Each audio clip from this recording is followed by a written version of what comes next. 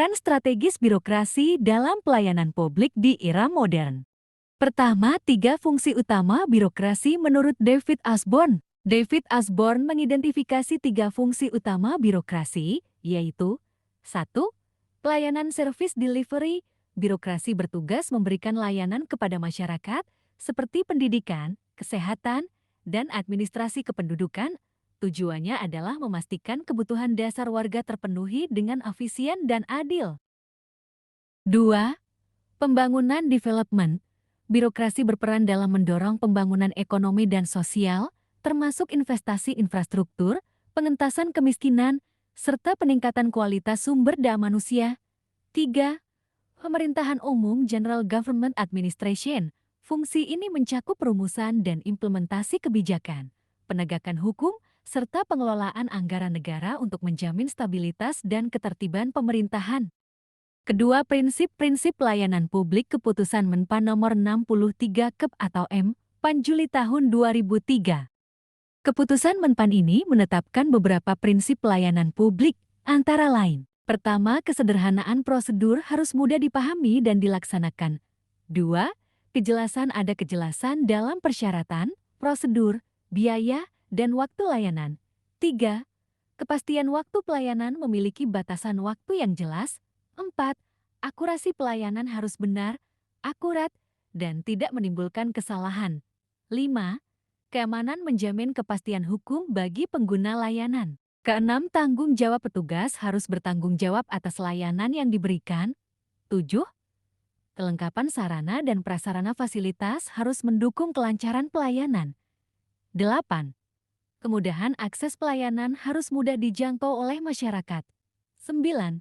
Kedisiplinan, kesopanan, dan keramahan pegawai harus profesional dan menghormati pengguna layanan. 10. Kenyamanan lingkungan pelayanan harus bersih, tertib, dan nyaman bagi masyarakat. Ketiga, contoh nyata pelayanan publik oleh birokrasi.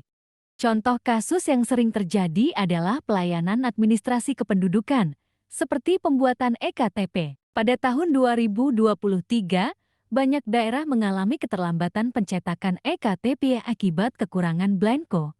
Misalnya, di beberapa wilayah Indonesia, warga harus menunggu berbulan-bulan untuk mendapatkan EKTP yang berdampak pada kesulitan mengakses layanan lain seperti BPJS atau pembukaan rekening bank. Sebagai solusi, pemerintah mulai menerapkan identitas kependudukan digital EKD untuk menggantikan EKTP fisik yang diharapkan mempercepat proses administrasi. Keempat, faktor-faktor yang mempengaruhi kualitas pelayanan publik dan solusi. Beberapa faktor utama yang memengaruhi kualitas pelayanan publik. Pertama, sumber daya manusia. Sumber daya manusia kurangnya kompetensi atau motivasi pegawai dapat menurunkan kualitas layanan. Solusi, pelatihan berkala dan peningkatan kesejahteraan pegawai. 2. Birokrasi yang berbelit prosedur yang panjang seringkali memperlambat pelayanan.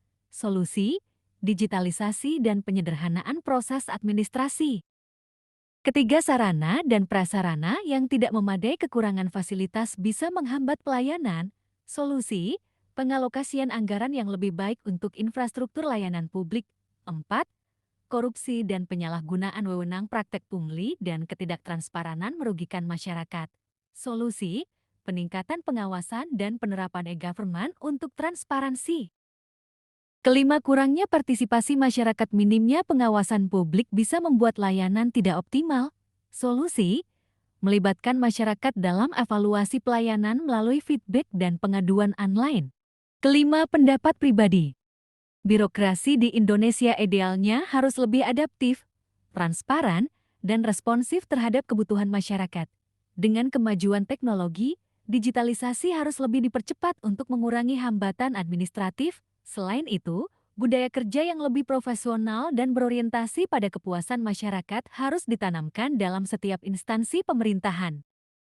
Selain reformasi internal, masyarakat juga harus lebih aktif mengawasi dan memberikan masukan terhadap kinerja birokrasi. Dengan kombinasi reformasi birokrasi dan partisipasi publik, pelayanan yang lebih cepat, mudah, dan adil bisa terwujud di Indonesia.